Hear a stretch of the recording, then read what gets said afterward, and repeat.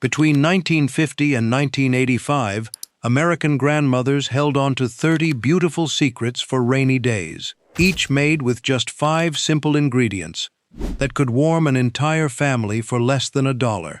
In 1952, when a grandmother in Portland stood at her stove on a cold, rainy afternoon, she made a pot of potato soup for 35 cents. Her neighbors tasted it and requested for the recipe. Soon, every grandmother across America knew these 30 soups. By the 1990s, every single one had quietly disappeared from our kitchens. Today, we're bringing them back, starting with the potato soup that warmed families when the rain started falling. Potato soup was the most loved rainy day comfort in America. Between 1930 and 1985, grandmothers made it with just 5 simple ingredients: potatoes, onion, milk, butter, and salt. They peeled and diced potatoes, chopped onion, and boiled everything in water until soft. Then they mashed it right in the pot with a wooden spoon. They stirred in milk and butter until it turned creamy and warm. The whole kitchen smelled like home. One pot cost 15 cents and fed 8 people around the table. By 1990, most families forgot how to make it from scratch. Now here's the question. Some grandmothers added one secret spice that made theirs taste better than anyone else's. Pause the video and guess in the comments. Hint: it's already in your spice cabinet. Did your grandma make this? Milk toast soup was the simplest comfort food American grandmothers made between 1920 and 1970. When someone got sick or the weather turned cold, they used only 5 ingredients: bread, milk, butter, salt, and pepper. They toasted bread slices until golden brown, then tore them into chunks and dropped them into a bowl. They heated milk with butter until it melted and started to steam. Then they poured the hot milk over the toasted bread and let it sit for a minute so the bread could soak up all that warmth. They added just a pinch of salt and pepper on top. It cost less than 10 cents and took 5 minutes to make. Sick children ate it. Tired fathers ate it after long work days. By 1980, nobody remembered it existed. Did your grandma ever make milk toast soup when you stayed home sick? Chicken noodle soup was the ultimate rainy day healer in American kitchens between 1940 and 1990. Grandmothers made it with just 5 ingredients: chicken, noodles, onion, carrots, and water. They boiled a whole chicken in a big pot of water with chopped onion until the meat fell off the bones. Then they pulled out the bones and added sliced carrots and egg noodles. The kitchen filled with steam and the smell of comfort. It simmered on the stove for an hour while rain drummed on the windows. One pot cost under $2 and fed 10 people for 2 days. Everyone believed it could cure colds, warm cold hands, and fix broken hearts. By 2000, most people started buying it in cans instead. Did your grandma make chicken noodle soup from scratch when you got sick? Cabbage soup was the forgotten vegetable soup that European grandmothers brought to America and made between 1900 and 1980. They used only 5 ingredients: cabbage, onion, tomatoes, water, and salt. They chopped a whole head of cabbage into strips, diced onion, and dropped everything into a big pot with water. They added canned tomatoes or fresh ones from the garden. It boiled on the stove for an hour until the cabbage turned soft and sweet. The soup tasted tangy, filling, and warm. One pot cost less than 50 cents and fed 12 people. Families ate it with thick slices of bread on cold winter nights. Polish, Russian, and German grandmothers all had their own versions. By 1985, younger generations stopped making it. Did your grandma ever make Old World cabbage soup? Tomato soup was the ultimate cozy lunch in America between 1940 and 1985. Grandmothers made it from scratch with just 5 ingredients: tomatoes, onion, butter, milk, and salt. They chopped fresh tomatoes or opened jars they canned in summer. They cooked diced onion in butter until soft and sweet. Then they added tomatoes and let everything simmer for 20 minutes. They mashed it smooth with a potato masher right in the pot. Finally, they stirred in milk to make it creamy and rich. The whole house smelled like summer, even on cold, rainy days. One pot cost 40 cents and fed 6 people with grilled cheese sandwiches on the side. By 1990, everyone started buying red cans from the store instead. Did your grandma make tomato soup from scratch? 5 soups: potato, milk toast, chicken noodle, cabbage, and tomato, warmed American families through the hardest times between 1920 and 1985. Each one cost less than $2 and required only basic ingredients every grandmother kept in her kitchen. The next 5 soups show how grandmothers stretched even less into comfort. Lentil soup was one of the oldest budget soups in America, made from an 1885 recipe that grandmothers used until 1980. They made it with just 5 ingredients: lentils, onion, carrots, water, and salt. They rinsed dried lentils, chopped onion and carrots, and threw everything into a pot with water. It simmered for 45 minutes until the lentils turned soft and thick. The soup was hearty, filling, and earthy. Poor families relied on it because lentils cost almost nothing, and one bag lasted weeks. One pot fed 8 people for less than 30 cents. No meat needed, just simple vegetables and dried beans. Immigrant grandmothers from Italy, Greece, and the Middle East all made versions of this soup. By 1985, most American families forgot lentil soup existed. Did your grandma make this old recipe? Was the weeknight dinner that saved American families between 1940 and 1985. Grandmothers made it with just 5 ingredients: ground beef, tomato juice, onion, carrots, and potatoes. They browned ground beef in a big pot with chopped onion until it smelled rich and savory. Then they poured in tomato juice and added diced carrots and potatoes. Everything simmered together for 30 minutes until the vegetables turned tender. The soup was thick, filling, and tasted like home. One pot cost less than $3 and fed 8 people for 2 nights. Families ate it with cornbread or crackers. Every grandmother had her own version. Some added celery, others added green beans. By 1995, frozen dinners replaced homemade soup pots. Did your grandma make vegetable beef soup on busy weeknights? Turnip soup was the forgotten root vegetable soup grandmothers made between 1920 and 1970 when turnips grew cheap and plentiful.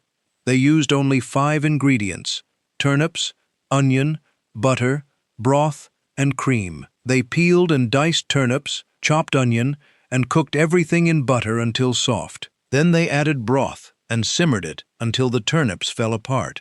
They mashed it smooth and stirred in cream to make it rich. The soup tasted earthy, slightly sweet, and creamy. One pot cost 35 cents and fed 6 people. Turnips grew in every backyard garden, so families never ran out. Scottish and Irish grandmothers brought this recipe to America. By 1975, most people stopped growing turnips and forgot this soup existed. Did your grandma ever make turnip soup from garden vegetables? Tomato rice soup was the childhood favorite that warmed American kitchens between 1950 and 1985. Grandmothers made it with just 5 ingredients: tomatoes, rice, onion, butter, and water. They chopped fresh tomatoes or opened a jar of home-canned ones. They cooked diced onion in butter until soft, added tomatoes and water, and brought everything to a boil. Then they stirred in white rice and let it simmer for 20 minutes until the rice puffed up and absorbed all the tomato flavor. The soup turned thick, comforting, and slightly sweet. One pot cost less than 50 cents and fed 6 people. Kids loved it because the rice made it filling like a meal. By 1990, families forgot this simple recipe existed. Did your grandma make tomato rice soup on rainy afternoons? Carrot soup was the smooth, sweet comfort soup grandmothers made between 1930 and 1980, when carrots grew cheap in backyard gardens. They used only 5 ingredients: carrots, onion, butter, broth, and cream. They peeled and chopped carrots, diced onion, and cooked everything in butter until soft and fragrant. Then they added broth and simmered it until the carrots turned tender enough to mash. They blended it smooth with a potato masher, or put it through a food mill. Finally, they stirred in cream to make it rich and silky. The soup was bright orange, naturally sweet and comforting. One pot cost 40 cents and fed 8 people. By 1985, most families stopped making simple vegetable soups from scratch. Did your grandma make carrot soup from garden vegetables? These 10 soups, from potato to carrot, fed American families through Depression winters and wartime rationing between 1920 and 1985. Each one cost less than $3, used ingredients from the pantry or garden, and filled the house with warmth. The next 10 soups show the heartier, more filling recipes grandmothers made to stretch one pot into 2 days. Chickpea soup was the Mediterranean comfort that immigrant grandmothers brought to America and made between 1910 and 1980. They used only 5 ingredients: chickpeas, onion, tomatoes, garlic, and water. They soaked dried chickpeas overnight in a big bowl of water until they swelled up and doubled in size. The next morning, they drained the chickpeas and put them in a heavy pot with fresh water. They chopped onion and garlic, added canned or fresh tomatoes, and threw everything into the pot together. The soup simmered on the back of the stove for 2 hours until the chickpeas turned soft and creamy. The kitchen smelled like garlic, tomatoes, and something ancient and comforting. The soup was thick, filling, and protein-rich. One pot cost less than 60 cents and fed 10 people for 2 full days. Italian grandmothers called it sessi soup. Greek grandmothers called it revithia. Spanish grandmothers called it garbanzo soup. Every culture had a version. Families ate it with crusty bread to soak up every drop of the tomato broth. Kids loved it because the chickpeas were soft and mild. By 1985, most American families stopped soaking dried beans and forgot how to make simple chickpea soup. Canned chickpeas became popular, but nobody used them for soup anymore. Did your grandma make chickpea soup from dried beans she soaked overnight? When spinach grew wild in the garden or cost almost nothing at the market, they used only 5 ingredients: spinach, onion, garlic, broth, and cream. They washed fresh spinach leaves in cold water to remove all the dirt and grit. Some grandmothers used 2 full bunches. Others used whatever grew in the backyard. They chopped onion and minced garlic, then cooked them in a little butter until soft and fragrant. Then they added chicken or vegetable broth and brought it to a boil. They threw in all the spinach at once. The leaves wilted down in seconds, turning the broth dark green. They let it simmer for 10 minutes, then mashed it with a potato masher to break up the leaves. Finally, they stirred in cream to make it smooth and rich. The soup turned silky, earthy, and comforting. One pot cost less than 50 cents and fed 6 people. The soup tasted like iron and earth in the best way. Kids didn't always love it, but grandmothers made them eat it anyway because spinach built strong bones. By 1985, frozen spinach became popular, but most families stopped making simple spinach soup. Beef barley soup was the ultimate stick-to-your-ribs comfort that American grandmothers made between 1930 and 1985, when families needed something filling and cheap. They used only 5 ingredients: beef, barley, onion, carrots, and water. They bought the cheapest cut of beef they could find, usually stew meat or soup bones with a little meat still on them. They browned the beef in a heavy pot until it smelled rich and savory. Then they added chopped onion and sliced carrots, poured in enough water to cover everything, and brought it to a boil. They added pearl barley, the small round grains that looked like tiny pearls. The soup simmered on low heat for 2 full hours. The beef turned tender enough to fall apart. The barley puffed up and absorbed all the beefy flavor. One pot cost under $2 and fed 8 people for 2 days. The soup was so filling that one bowl felt like a full meal. Farming families ate it during harvest season. Factory workers ate it after long shifts. By 1990, most families switched to canned soup or forgot how to make it from scratch. Beef barley soup disappeared from American dinner tables. Did your grandma make beef barley soup that simmered all afternoon?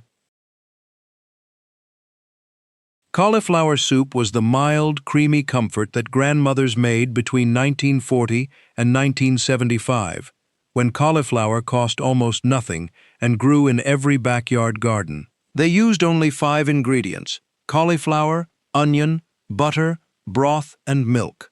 They cut a whole head of cauliflower into small florets, chopped onion, and cooked everything in butter until the onion turned soft and translucent. The kitchen smelled buttery and mild. Then they added chicken or vegetable broth and let it simmer for 20 minutes until the cauliflower turned so soft you could mash it with a fork. They used a potato masher to break up the florets right in the pot, creating a thick, chunky texture. Finally, they stirred in milk to make it creamy and smooth. The soup was gentle, filling, and comforting without being too strong or overpowering. One pot cost less than 40 cents and fed 6 people. Kids who didn't like vegetables would actually eat this soup because it was mild and creamy. Some grandmothers added a little bit of cheese on top. Others kept it simple. By 1980, most American families stopped cooking with cauliflower regularly. The recipe disappeared from kitchen rotation. Did your grandma make cauliflower soup from garden vegetables? Chicken rice soup was the ultimate use-it-all-up soup that American grandmothers made between 1940 and 1985, when nothing ever went to waste. They used only 5 ingredients: chicken, rice, onion, carrots, and water. They took leftover chicken from Sunday dinner, bones, skin, scraps, and all, and threw it into a big pot with water. They added chopped onion and sliced carrots. The pot simmered on the stove for an hour, while the chicken bones released all their flavor into the broth. The whole house smelled like home. Then they pulled out the bones, picked off any remaining meat, and threw the meat back into the pot. They added white rice and let it cook for 20 minutes until the grains puffed up and absorbed all the chicken flavor. The soup was simple, filling, and comforting. One pot cost less than $1 because it used leftovers that would have been thrown away. Families ate it on Monday nights after the Sunday chicken was gone. By 1990, most families stopped saving bones and scraps. Rotisserie chickens became popular, but people threw the bones in the trash. The tradition of making chicken rice soup from Sunday leftovers disappeared completely. Did your grandma make chicken rice soup from leftover bones? These 5 soups, chickpea, spinach, beef barley, cauliflower, and chicken rice, showed how grandmothers turned simple ingredients into meals that lasted for days between 1910 and 1985. Each recipe stretched pantry staples into comfort that fed entire families. The next 5 soups reveal the creative ways grandmothers used vegetables nobody wanted. Zucchini soup was the summer garden solution that grandmothers made between 1950 and 1985, when zucchini plants produced more squash than any family could possibly eat. They used only 5 ingredients: zucchini, onion, garlic, broth, and cream. Every summer, backyard gardens exploded with zucchini. The plants produced so much that neighbors left bags of zucchini on each other's porches and ran away. Grandmothers chopped the zucchini into chunks, diced onion, and minced fresh garlic. They cooked everything in a little butter until the zucchini turned soft and started to break down.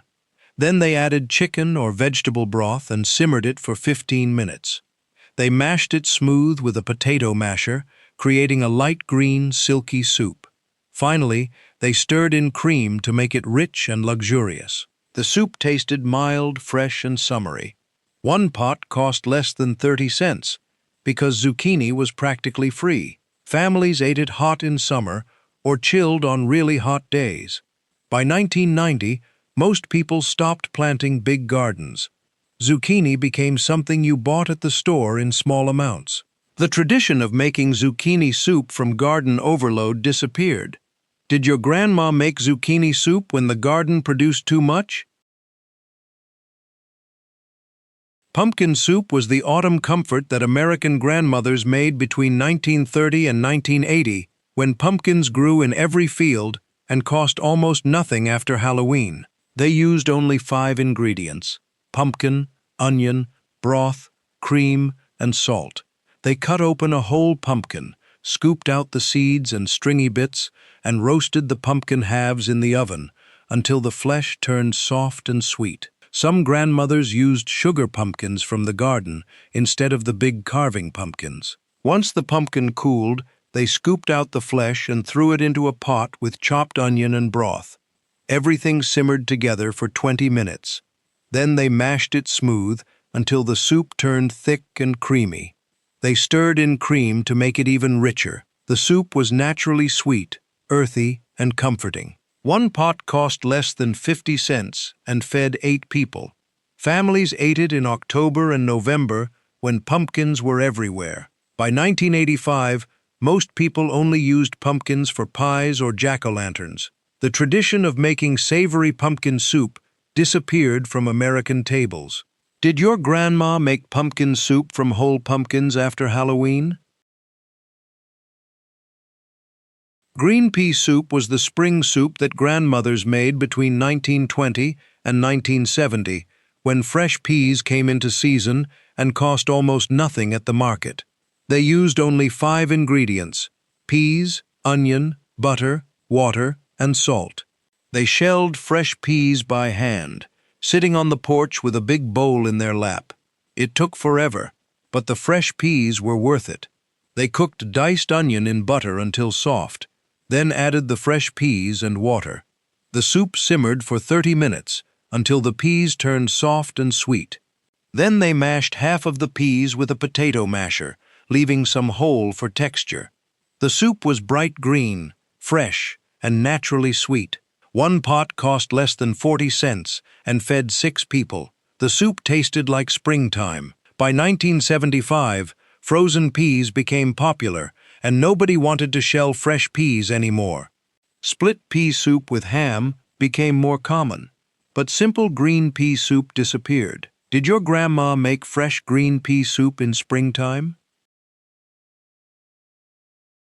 Was the elegant yet simple soup that French and French-American grandmothers made between 1920 and 1980. They used only 5 ingredients: onions, butter, broth, bread, and salt. They sliced yellow onions into thin rings, lots of them, sometimes 6 or 8 onions for one pot. They melted butter in a heavy pot and cooked the onions low and slow for 45 minutes, stirring occasionally, until they turned deep golden brown and sweet. The onions caramelized and filled the house with the most incredible smell. Then they added beef or chicken broth and let it simmer for 20 minutes.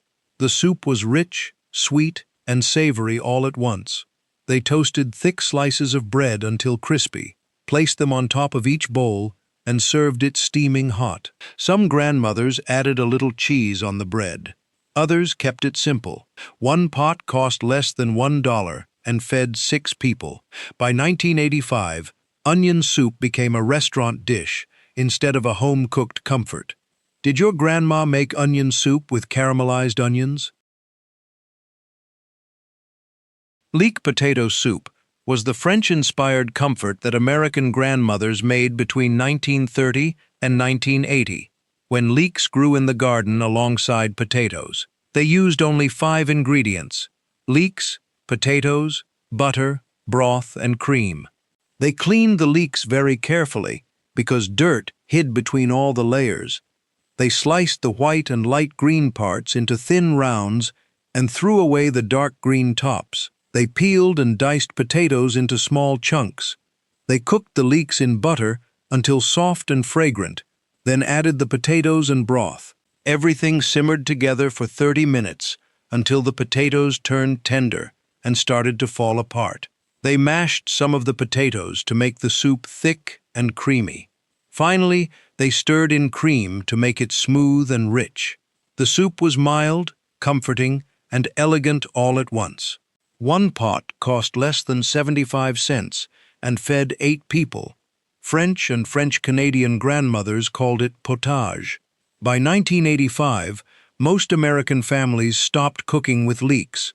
The vegetable became something fancy that only appeared in restaurants.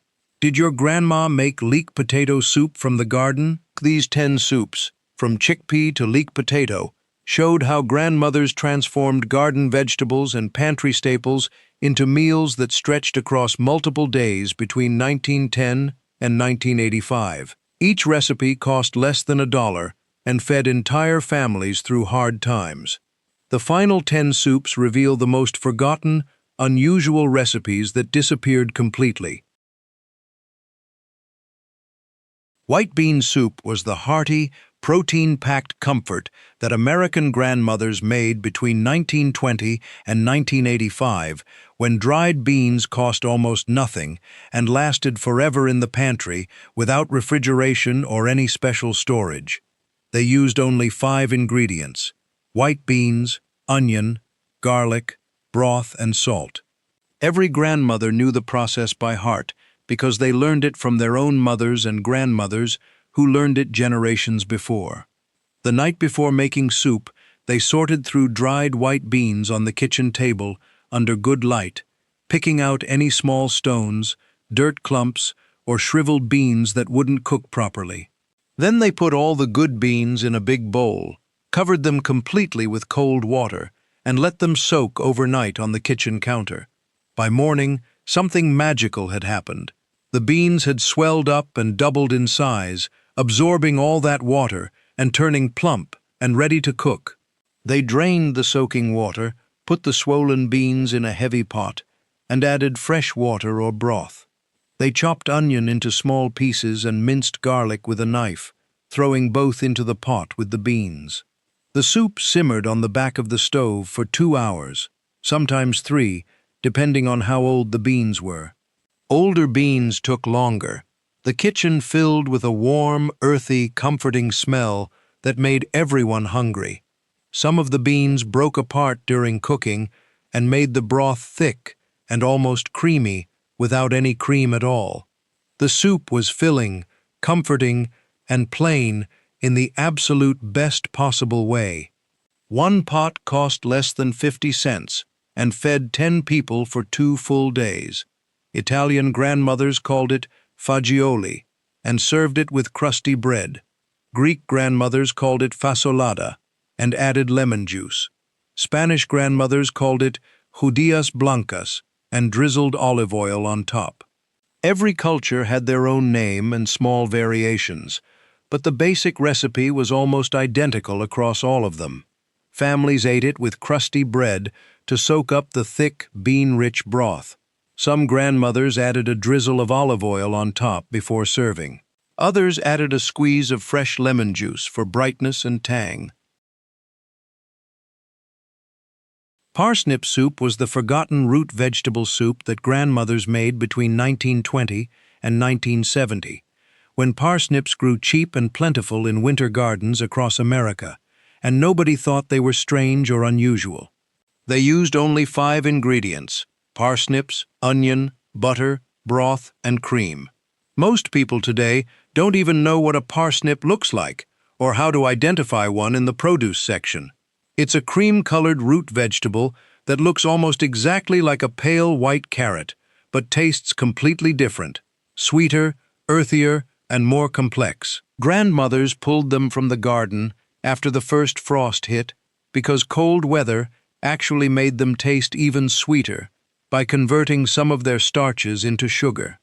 They peeled the parsnips with a sharp paring knife slicing off the tough, papery skin to reveal the pale white flesh underneath that looked almost ivory-colored. Then they chopped them into uniform chunks about the size of walnuts, diced a yellow onion into small pieces, and cooked everything together in butter in a heavy pot. The butter made the vegetables smell incredibly nutty and sweet as they softened.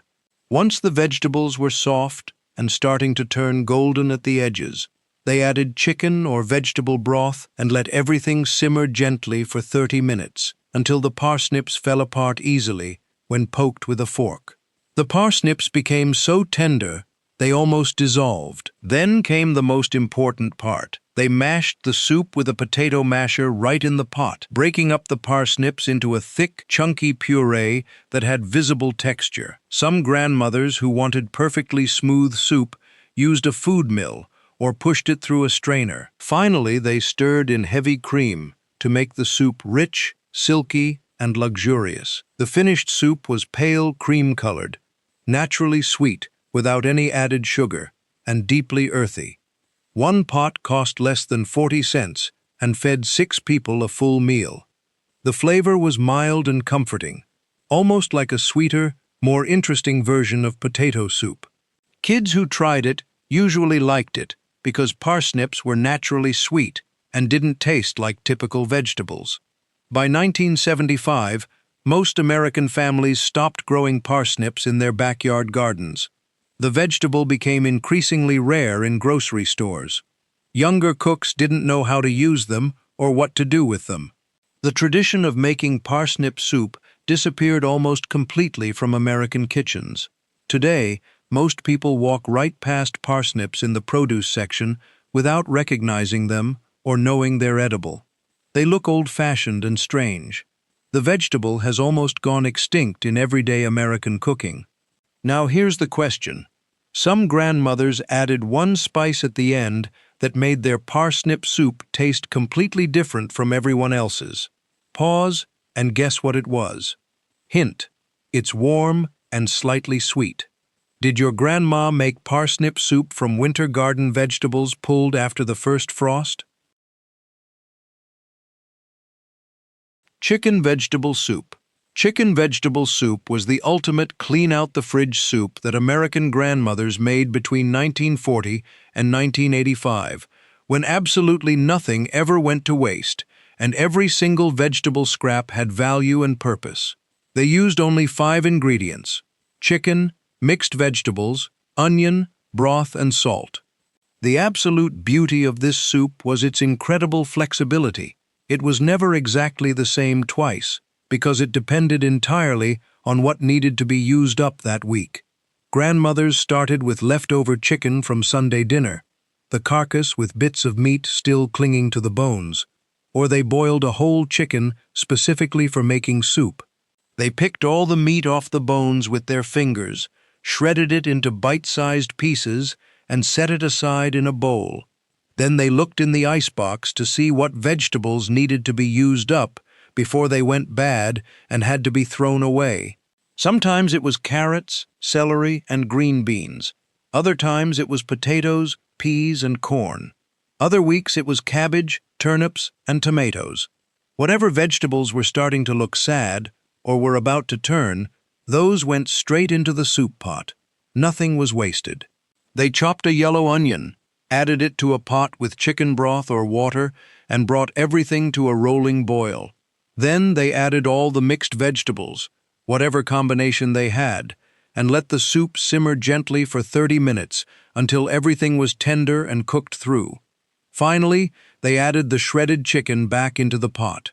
The soup was different every single time depending on what was in the icebox, but it was always comforting, filling, and satisfying. One pot cost less than $2 because most of the ingredients were leftovers or vegetables that would have been thrown away, and it fed 8 people for 2 full days. Nothing went to waste. That carrot that was starting to go soft and bendable, into the soup. Those 3 lonely green beans left in the bottom of the vegetable bin, into the soup. The half potato that nobody wanted to eat plain, into the soup. The celery that was getting limp, into the soup. Everything had value. Everything had purpose. By 1990, most families stopped saving vegetable scraps and leftover chicken bones. Grocery stores made it easy and cheap to buy fresh vegetables anytime you wanted them, so nothing ever needed to be used up anymore. Refrigerators got bigger and kept food fresh longer. The tradition of making everything but the kitchen sink chicken vegetable soup from whatever needed using up disappeared almost completely from American kitchens. The soup became something you made from a specific recipe with specific ingredients instead of from whatever you had on hand. Now here's what's lost. Grandmothers knew exactly which vegetables to add first and which to add last, so everything cooked perfectly. Pause and guess the secret. Hint: it's about timing. Did your grandma make chicken vegetable soup from whatever needed to be used up in the icebox before it went bad? Rutabaga soup was the most forgotten root vegetable soup that grandmothers made between 1920 and 1965, when rutabagas grew abundantly in winter gardens and cost almost nothing at the market. They used only 5 ingredients: rutabaga, onion, butter, broth, and cream. Most people today have absolutely no idea what a rutabaga even is or how to identify one. It's a large, round root vegetable with purple and cream-colored skin that looks like a giant, ugly turnip. Grandmothers knew them well and relied on them heavily. They were incredibly hardy, stored for months in cool root cellars without rotting, and stayed sweet even in freezing winter weather when nothing else was growing. Peeling a rutabaga was genuinely hard work. The skin was thick, tough, and waxy, almost like peeling a small pumpkin. Grandmothers used a very sharp knife to carefully cut away the tough outer layer, revealing the pale yellow flesh inside that was dense and firm. Then they chopped the rutabaga into chunks, diced a yellow onion into small pieces, and cooked everything together in butter in a heavy pot until it started to soften and smell sweet. The butter brought out the natural sweetness. They added chicken or vegetable broth and simmered the soup for 45 minutes, sometimes a full hour, because rutabagas were incredibly dense and took much longer to cook than most other vegetables. You couldn't rush it. Once the rutabaga chunks were finally soft enough to mash easily, they used a potato masher to break them up into a thick, chunky puree right in the pot. Finally, they stirred in heavy cream to make it smooth, rich, and luxurious. The finished soup was pale yellow, naturally sweet, and deeply earthy, with a slightly peppery aftertaste that was distinctive and strong. One pot cost less than 35 cents and fed 6 people a full meal. The flavor was bold and distinctive.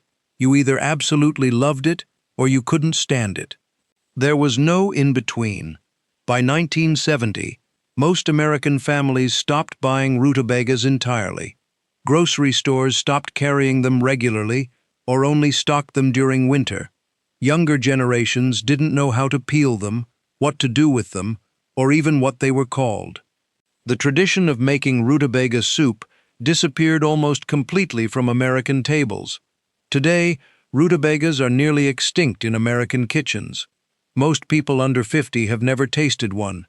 They're considered old-fashioned, ugly, and too much work. The vegetable that once fed entire families through long winters has been completely forgotten.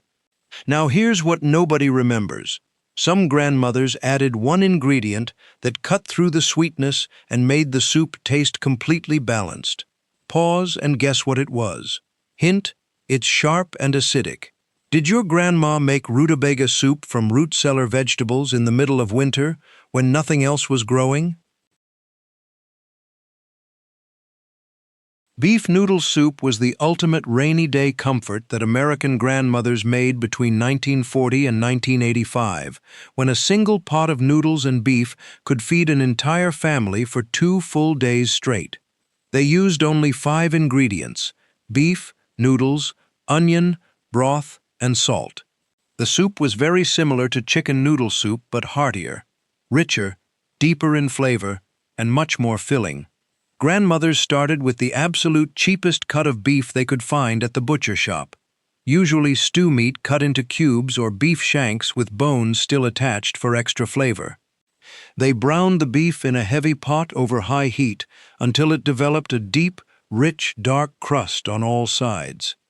That browning step was absolutely crucial because it created complex flavor through caramelization that would seep into every single drop of broth. You couldn't skip it. Then they added chopped yellow onion and let it cook in the beef fat until it turned soft, translucent, and slightly golden. They poured in enough water or beef broth to cover everything completely, brought it to a rolling boil, then turned the heat down to a very gentle simmer. The soup cooked for 2 hours, sometimes 3, until the beef was so tender it literally fell apart when you barely touched it with a spoon. The broth turned dark brown and deeply flavorful, rich with beef essence. They pulled out any bones, if they used shanks, shredded the beef into bite-sized pieces with 2 forks, and added it back to the pot. Then came the noodles, thick, wide egg noodles that would absorb all that incredible beefy flavor. They added the noodles directly to the broth and cooked them for 15 minutes until they were soft, plump, and perfectly tender. The soup was thick, hearty, and incredibly satisfying. One pot cost under $3 and fed 8 people for 2 full days, dinner one night and lunch the next day. Men loved this soup after long days of physical work in factories or on farms. Kids loved it because the noodles were fun to slurp and eat. Everyone loved it because it was filling, warming, and tasted like home. By 1990, most families stopped making slow-simmered beef soups from scratch. It took too long. Canned beef soup became popular in grocery stores. People could open a can and heat it in 5 minutes. But canned soup never tasted the same as the real thing. It was thinner, saltier, and lacked that deep, rich flavor that came from simmering beef for hours. The tradition of making beef noodle soup that simmered all afternoon disappeared from American kitchens. Now here's the secret. Some grandmothers added one ingredient at the very end that made their beef soup taste completely different from everyone else's. Pause and guess. Hint: it's a fresh herb. Did your grandma make beef noodle soup that simmered for hours on the stove until the whole house smelled incredible? Beet soup was the bright pink, earthy soup that Eastern European grandmothers brought to America and made between 1900 and 1975, when beets were the only vegetable left in the root cellar during long, cold winters. They used only 5 ingredients: beets, onion, vinegar, water, and salt.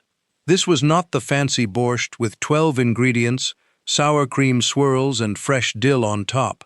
This was the simple, everyday version that poor immigrant families made when money was tight and the garden had already been harvested months ago. Grandmothers scrubbed fresh beets under cold running water to remove all the caked-on dirt from storage.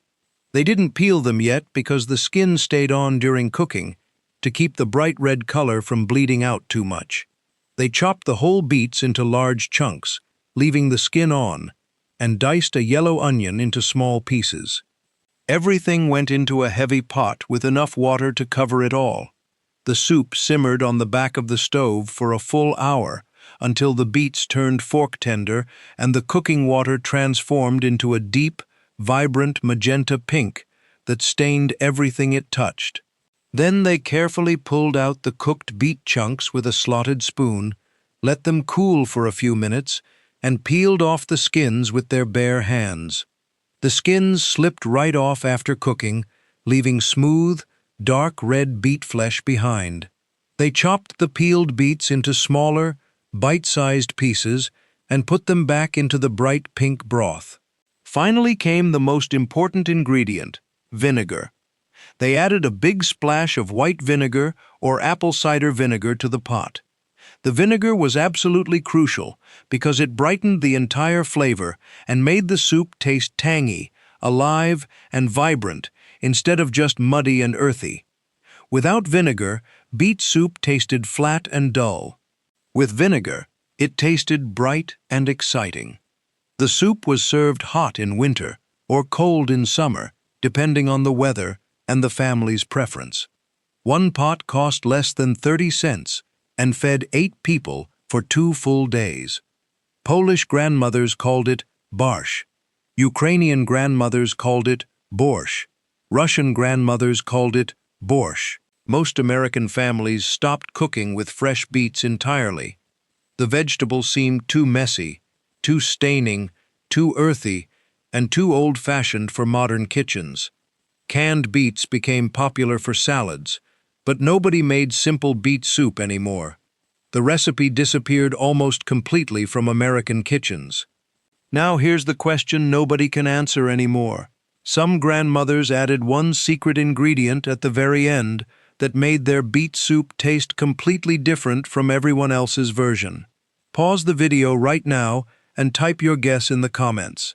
Hint, it's not sugar, and it completely changed the flavor profile. Did your grandma make simple beet soup with vinegar from root cellar beets in winter? Mushroom barley soup was the earthy, deeply satisfying soup that Jewish and Eastern European grandmothers made between 1910 and 1980, when dried mushrooms and pearl barley were essential pantry staples that lasted forever and cost almost nothing. They used only 5 ingredients: mushrooms, barley, onion, broth, and butter. This soup had profound, earthy flavor that tasted like walking through a forest after rain in the absolute best way possible. Grandmothers used dried mushrooms instead of fresh ones because dried mushrooms were powerful, concentrated, and shelf-stable. Either they dried mushrooms themselves in late summer, stringing them on thread and hanging them in the kitchen until they shriveled and turned dark, or they bought them at the market in small paper bags. Dried mushrooms were magical because just a small handful could flavor an entire pot of soup with intense, concentrated mushroom essence. The first step was always soaking. They put the dried mushrooms in a bowl, covered them with warm water, and let them sit for 30 minutes until they swelled up, softened, and turned pliable again. Then they lifted the rehydrated mushrooms out of the soaking water, squeezed them gently, and chopped them into bite-sized pieces. The soaking liquid was precious. They never threw it away because it was full of concentrated mushroom flavor. They strained it through a cloth to remove any grit and saved every drop. In a heavy pot, they melted butter and cooked diced onion until it turned soft, translucent, and slightly golden. Then they added the chopped rehydrated mushrooms and let them cook for a few minutes until they smelled incredible and started to brown slightly at the edges. The kitchen filled with an earthy, savory aroma that made everyone hungry. Then they poured in the reserved mushroom-soaking liquid, added regular chicken or vegetable broth, and stirred in pearl barley, those small, round, ivory-colored grains that looked like tiny pearls. The soup simmered gently on low heat for a full hour, sometimes longer, until the barley puffed up, absorbed all the mushroom flavor, and turned soft and tender. The barley also released starch into the broth, making the soup thick, hearty, and almost creamy without any cream. One pot cost less than 75 cents and fed 8 people for 2 days. The soup was dark brown, rich, and deeply satisfying. It tasted meaty and substantial, even though it contained absolutely no meat. Jewish grandmothers made it year-round, especially during times when beef and chicken were too expensive for everyday meals. The soup was filling enough to be a complete meal served with thick slices of rye bread. By 1985, most American families stopped using dried mushrooms entirely. Fresh button mushrooms became cheap and available in every grocery store year-round. Pearl barley became something people only remembered from beef barley soup. The magical combination of dried mushrooms and barley disappeared from kitchen tables across America. Now here's what nobody teaches anymore. Grandmothers had a specific technique for soaking mushrooms that made them taste even better. Pause and guess what they added to the soaking water. Hint, it's not salt. Did your grandma make mushroom barley soup with dried mushrooms she soaked in warm water? Carrot ginger soup was the warming, slightly spicy, health-focused soup that progressive grandmothers started making between 1960 and 1985, when fresh ginger root became more widely available in American grocery stores, and health food became a cultural movement. They used only 5 ingredients: carrots, ginger, onion, broth, and cream. This soup was newer than most traditional Depression-era recipes, but it still became a beloved grandmother favorite during the 1970s and early 1980s, when people started paying more attention to natural ingredients and healing foods. Grandmothers peeled fresh carrots with a vegetable peeler and chopped them into uniform chunks so they would cook evenly. Then came the ginger, a knobby, tan-colored root that looked strange and unfamiliar to most Americans at the time. Many grandmothers had never seen fresh ginger before the 1960s. They learned how to peel it by scraping the papery skin off with the edge of a spoon, which was easier than using a knife because the spoon could get into all the knobby curves. Once peeled, the ginger revealed bright yellow flesh underneath that smelled sharp, spicy, and almost perfume-like. They grated it on a box grater or minced it very finely with a sharp knife. Fresh ginger was incredibly powerful. A little piece the size of your thumb could flavor an entire pot of soup. Too much ginger made the soup burn your throat. Too little made it taste like plain carrot soup. Grandmothers learned the right amount through trial and error. In a heavy pot, they cooked diced onion in a little butter or oil until it turned soft and translucent. Then they added the grated fresh ginger and let it cook for exactly 1 minute, stirring constantly, until it smelled sharp, spicy, and amazing. If you cooked it too long, it burned and turned bitter. Then they added the chopped carrots and chicken or vegetable broth. Everything simmered together for 30 minutes until the carrots were completely soft and falling apart. Then came the transformation. They mashed the soup with a potato masher to break up the carrots, or they used a blender to make it perfectly smooth and silky. Blenders were becoming popular in the 1970s, and this soup showed off what they could do. Finally, they stirred in cream to mellow out the ginger's heat and make the soup luxuriously smooth and rich. The finished soup was bright orange, naturally sweet from the carrots, and warming from the ginger. One pot cost less than $1 and fed 6 people. The ginger made your throat feel warm and tingly. It cleared your sinuses. It made you feel healthy and alive. Grandmothers served it when someone had a cold or the flu, because ginger was believed to have powerful healing properties. By 1990, carrot ginger soup became a trendy menu item at upscale restaurants. The tradition of grating fresh ginger root and simmering it with carrots disappeared from everyday home cooking. Did your grandma make carrot ginger soup with fresh ginger root she grated by hand? Egg drop soup was the quick, silky, delicate Chinese soup that some adventurous American grandmothers learned to make between 1950 and 1985, when Chinese restaurants started opening in small towns across America and introduced families to completely new flavors and cooking techniques. They used only 5 ingredients: eggs, broth, green onion, salt, and pepper. This soup was completely different from traditional European soups that simmered for hours. It was light, elegant, ready in 10 minutes, and required a special technique that seemed like magic the first time you watched it happen. The recipe was simple, but the technique was everything. They started by heating chicken broth in a pot until it reached a rapid, rolling boil. While the broth heated up, they cracked fresh eggs into a bowl, usually 2 or 3 eggs for a pot of soup, and beat them with a fork until the yolks and whites were completely combined into a uniform yellow mixture. They sliced green onions into thin rings, using both the white and green parts. The green onions added a fresh, sharp flavor that cut through the richness of the eggs. Once the broth was boiling hard, they did the most important step that made or broke the entire soup. They took a wooden spoon and stirred the boiling broth in one continuous direction, always clockwise or always counterclockwise, never changing direction, to create a strong whirlpool in the center of the pot. The broth spun around and around. Then, while the broth was still spinning, they very slowly drizzled the beaten eggs into the moving liquid in a thin, steady stream. The eggs cooked instantly the second they hit the hot broth, forming delicate, wispy ribbons and soft clouds that looked almost like silk threads floating in the soup. The spinning motion kept the eggs from clumping together into one big scrambled mess. If you just dumped the eggs in without spinning the broth first, you got egg chunks instead of beautiful ribbons.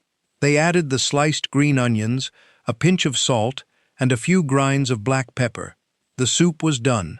Total cooking time, less than 10 minutes from start to finish.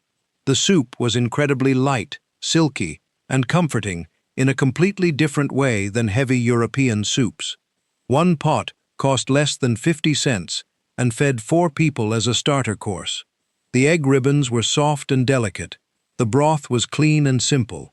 Some grandmothers added a tiny splash of soy sauce for extra flavor.